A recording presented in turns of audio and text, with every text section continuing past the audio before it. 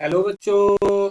हमारा प्रश्न दिया गया है, धातुएं मुक्त अवस्था में पाई जाती है क्योंकि चार ऑप्शन है कि उसकी विद्युत धनात्मकता उच्च होती है, क्रियाशीलता उच्च होती है, क्रियाशीलता निम्न होती है, घनत्व निम्न होता है। चलिए समझते हैं इस प्रश्न को। अगर इस प्रश्न की मुख्य अवधारणा की बात की जाए तो हमें समझना होगा कि मुक्त अवस्था और संयुक्त अवस्था क्या होता है। देखो, प्रकृति में जो होता है, हमारा जो अर्थ है, पृथ्वी है, उस पर जो होता है बहुत सारे धातु पाए जाते हैं। ठीक है, बहुत सारे धातु होते हैं। वो धातु दो तरीका से मिलते हैं हमें। एक होता है संयुक्त अवस्था, एक होता है हमारा संयुक्त अवस्था, और दूसरा होता है हमारा मुक्त अवस्था। ठीक है, संयुक्त अवस्था अब क्या होता है? संयुक्त अवस्था वो होता है जो पृथ्वी पर जो धातु होते हैं वो क्या होते हैं, क्रियाशील होते हैं।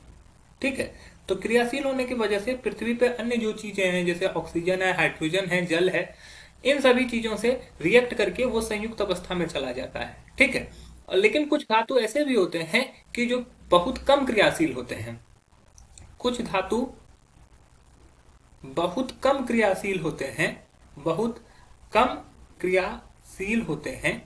तो बहुत कम क्रियाशील होगा तो वो रिएक्शन करेगा ही नहीं है।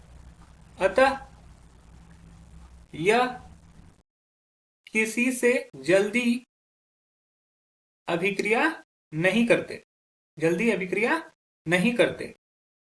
अतः यह मुक्त अवस्था में पाए जाते हैं। अतः ऐसे धातु मुक्त अवस्था में पाए जाते हैं। जैसे एग्जाम्पल के तौर पे सोना ले सकते हो। ठीक है, पाए जाते हैं। एग्जाम्पल के तौर पे हम लोग किसको ले सकते हैं? गोल्ड को, सिल्वर को, प्लैटिनम को। तो ये सभी जो होते हैं बहुत कम क्रियाशील होते हैं। तो ये सभी क्या होते हैं, अपनी निम्न क्रियाशीलता की वजह से ये किसी से रिएक्ट नहीं करते और मुक्त अवस्था में पाए जाते हैं। तो हमारा जो सही उत्तर हो जाएगा वो हो जाएगा उनकी क्रियाशीलता निम्न होती है। अन्य ऑप्शन जो हो जाएंगे वो गलत हो जाएंगे। आशा है कि यह प्रश्न आपको समझ में आया होगा। धन्यवाद।